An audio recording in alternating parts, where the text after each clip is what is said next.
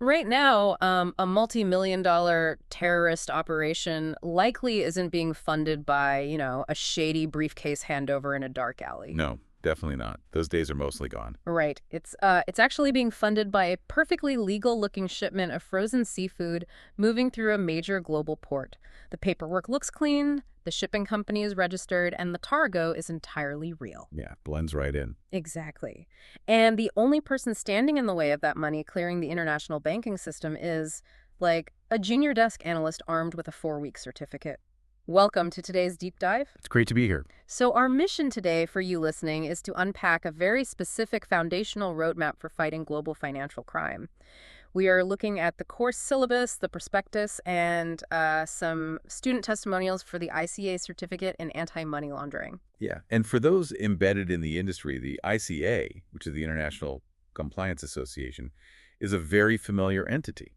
But looking at their Level 2 introductory qualification through a structural lens offers this fascinating window into how the global financial system actively trains its frontline defenders. Right, because we aren't just reviewing an academic catalog today. Exactly. We are examining the architectural blueprints of how institutions teach their personnel to, spot dirty money, uncover terrorist financing, and catch these really complex sanctions violations before capital can even cross borders. Okay, let's unpack this, because before we can analyze who takes this course and the mechanics of how it functions, we really have to look at the battlefield itself. Yeah, you have to know what you're up against. Exactly. We need to understand the systemic architecture of the threats these professionals are actually being trained to intercept.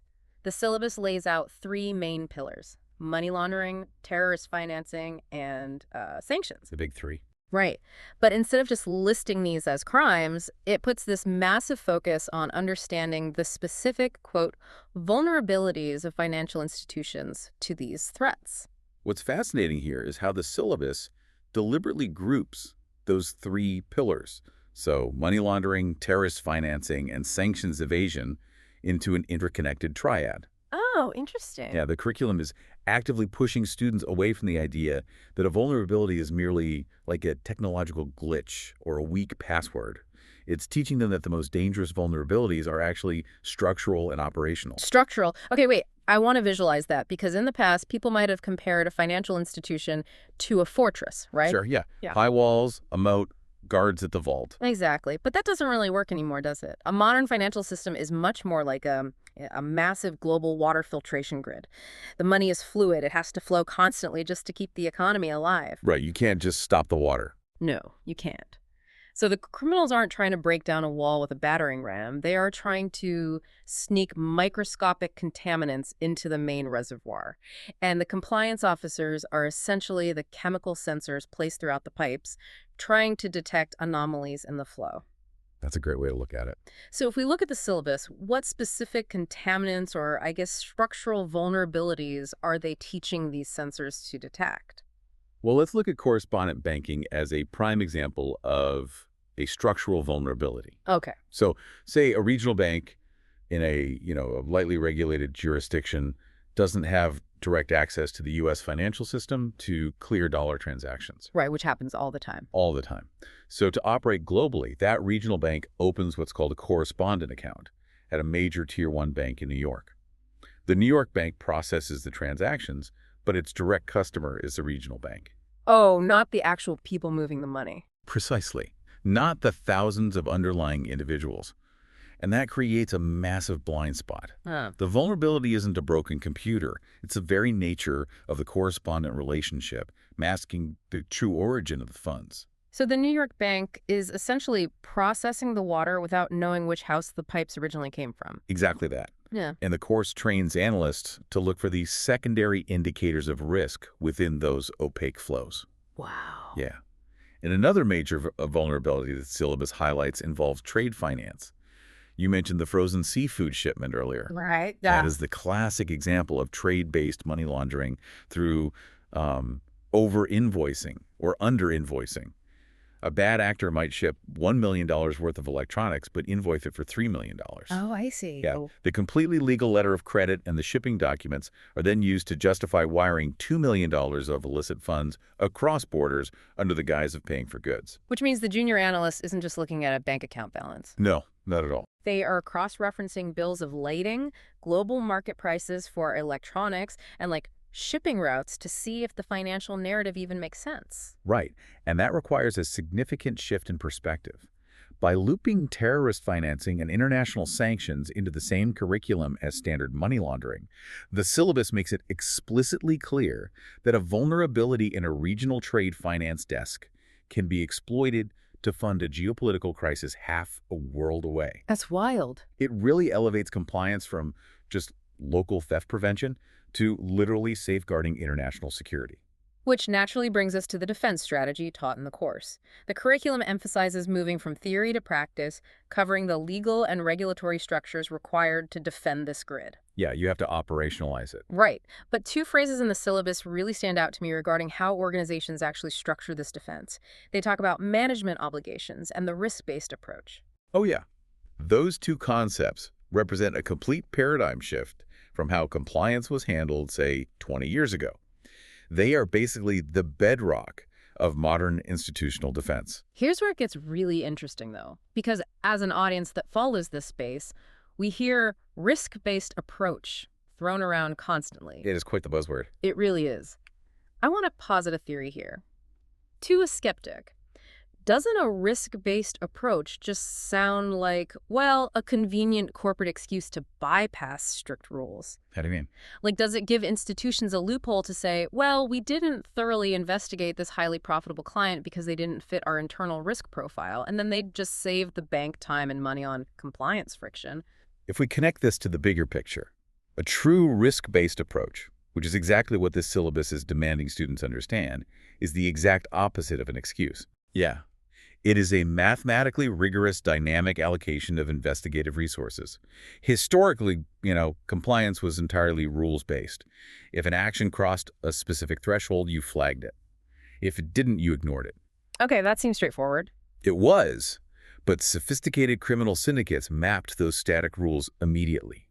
They understand exactly how to structure complex entity networks, using nested shell companies across 3 different jurisdictions so that no single transaction ever triggers a static rule. Oh, wow. So a rules-based system essentially gives the criminals a playbook. They know exactly where the tripwires are, so they just step right over them. Exactly. The risk-based approach taught in this certificate forces the institution to acknowledge that compliance cannot be a static checklist. You cannot allocate the same investigative energy to a local bakery managing payroll as you do to a newly formed holding company in a secrecy jurisdiction wiring millions to a high-risk border region. That makes total sense. Right. The course teaches students how to utilize dynamic risk scoring algorithms that factor in product risk, geographic risk, delivery channel risk, and customer risk. It's about intentionally focusing the highest friction and the deepest scrutiny on the areas where the systemic vulnerabilities are most likely to be exploited. So you calibrate your sensors to be incredibly sensitive in the pipes that are most likely to carry contaminants, rather than treating the whole water grid equally. Exactly. That makes sense systemically.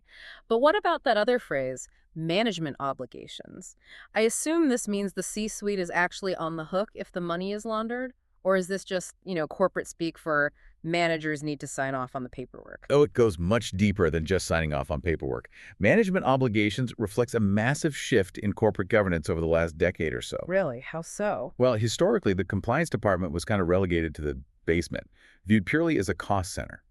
Today, the chief compliance officer often reports directly to the board of directors. That's a big jump. It is. The syllabus teaches that the responsibility for stopping financial crime doesn't end with the analyst clearing the alert. Leadership is legally obligated to ensure the organization possesses a culture of compliance, sufficient funding for the software, and independence for the investigative teams. And if they don't? If the system fails due to negligence, we increasingly see deferred prosecution agreements, where regulators hold executives personally liable. It ensures that the structural integrity of the defense is mandated from the absolute top down. Knowing the massive weight of what is being taught here, like the sheer scale of the global threat and the legal liability involved, I want to look at how someone practically acquires these skills. The logistics and mechanics of getting this certification are detailed in the prospectus, and the structure is quite revealing. Yeah, the logistics have clearly been engineered to accommodate the reality of the industry, which relies on a massive, globally distributed workforce. Let's run through the specs for you guys listening. The qualification is officially designated as CERT AML, and it's awarded in association with Alliance Manchester Business School at the University of Manchester, which gives it this heavy layer of academic credibility. Right. And completing it provides 20 ICA CPD hours. That's continuing professional development hours, which are obviously crucial for professionals whose regulatory requirements, update constantly. The continuous development aspect is really the engine of this specific certification. And the format totally reflects that need for efficiency. It is entirely self-paced. You get access to the materials for up to 2 months, but a focused student can power through and complete it in about 4 weeks. Which is pretty fast for this level of detail. Yeah. The assessment is a 1-hour online multiple-choice exam taken whenever the student is ready, yielding immediate results and a downloadable certificate. Oh, and it's also worth noting, they offer the entire course in Arabic, which highlights the geopolitical necessity of this training. Absolutely. Middle Eastern financial hubs are critical nodes in the global flow of capital, so standardizing the defense in those regions is paramount. So the accessibility is high, but the onboarding structure, particularly the financial structure, reveals a lot about the ICA's philosophy on what a certification actually means. Yeah, it's not just a one-and-done purchase. No, it's not. Let's talk about the pricing structure because it's a bit unconventional. The baseline course fee varies by region. It's listed as GBP 730, EUR 803, or USD 949, so roughly around $1,000 US. Group discounts are available, but there is a major catch at checkout. A membership fee. Exactly. If you are not already an existing member of the ICA, you are required to pay a mandatory 12-month membership fee.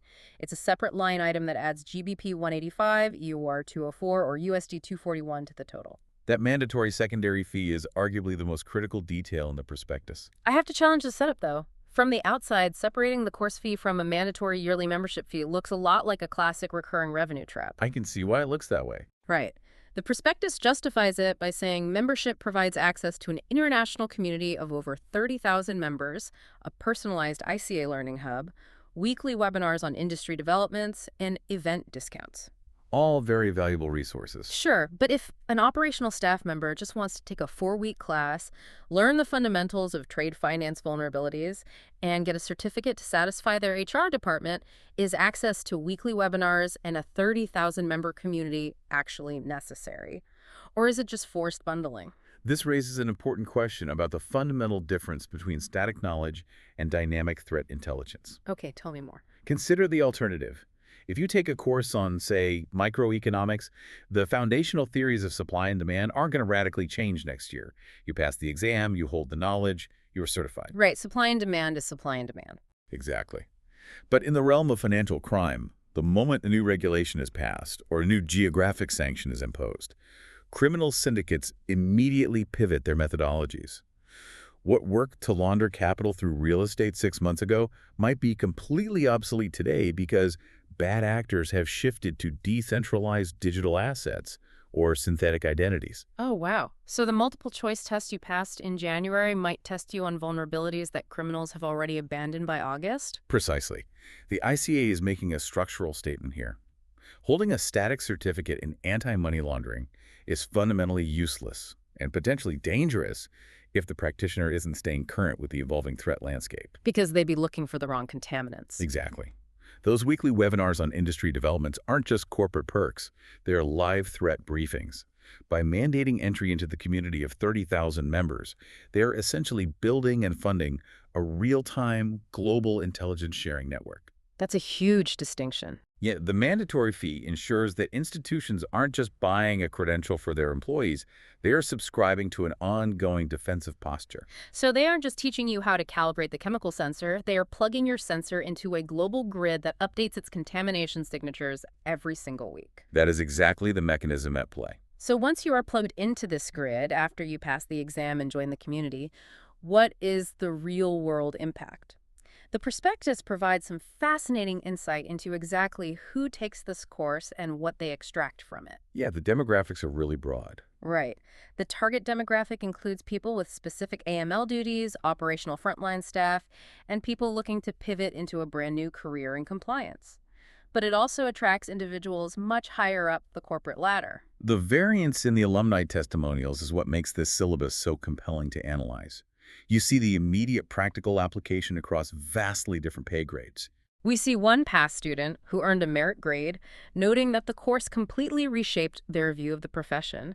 They stated it moved them past the idea of just following regulatory rules, making them realize they are, quote, protecting integrity and trust in every transaction. That's a powerful realization. It is. Another student highlighted the quality of the materials, specifically praising the use of very good examples to bring laundering threats to life, bridging that gap between dry theory and operational reality. The emphasis on tangible examples is vital when you are dealing with concepts as abstract as nested correspondent accounts or complex shell entities. But then we look at a review from a Chief Risks and Policies Officer. This is a C-suite executive.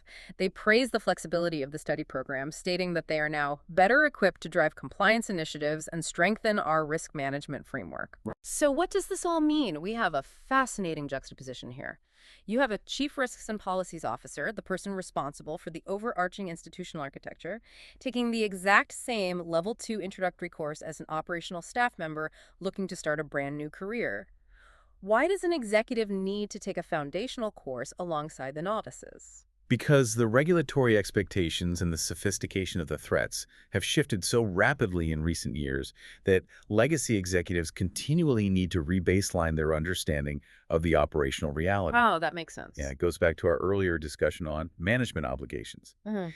If the C-suite is going to be held personally accountable for a failure in the risk-based approach, that executive needs to understand exactly how the frontline analyst is evaluating a trade finance discrepancy. They need to speak the same language.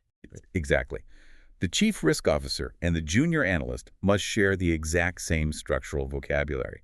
If the executive doesn't understand the foundational mechanics of the vulnerabilities being taught in the certificate, they literally cannot effectively design the macro-level policies to mitigate them. It aligns the strategic commander with the soldier on the front line. They both have to read the same map to defend the grid effectively. Furthermore, that first testimonial you mentioned highlights a profound psychological shift that the curriculum aims to achieve.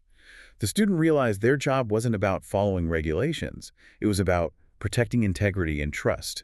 Yeah, that stood out to me. That is a massive operational transformation. For decades, the financial industry viewed compliance as a tedious, bureaucratic, box-ticking exercise that simply slowed down business. Just friction for the sake of friction. Exactly. But this course actively reframes that friction into a vital, noble mission. When an entire organization, from the entry-level teller to the chief risk officer, believes they are actively protecting global integrity rather than just filing mandatory paperwork, the institution's defensive posture becomes exponentially stronger. It fundamentally recontextualizes the friction of the global economy. For you listening, whether you are a compliance professional analyzing the latest FATF recommendations, an executive trying to restructure your firm's risk-based approach, or simply someone fascinated by the hidden mechanics of how the financial world polices itself, this syllabus is incredibly revealing. It really is. It pulls back the curtain on the rigorous, flexible, and fundamentally ongoing education required to keep the arteries of global commerce secure from incredibly sophisticated, evolving threats. It serves as a stark reminder that the global financial system is only as secure as the continuing education of the individuals tasked with monitoring it. Which leaves us with a rather provocative final thought. This deep dive has shown us exactly how the financial system is training its defenders.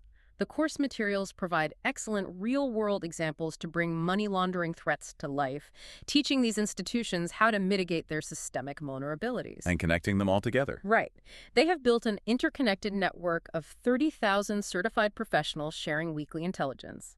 But as these compliance courses become more widespread, more technologically advanced, and more heavily integrated into corporate governance, one has to wonder.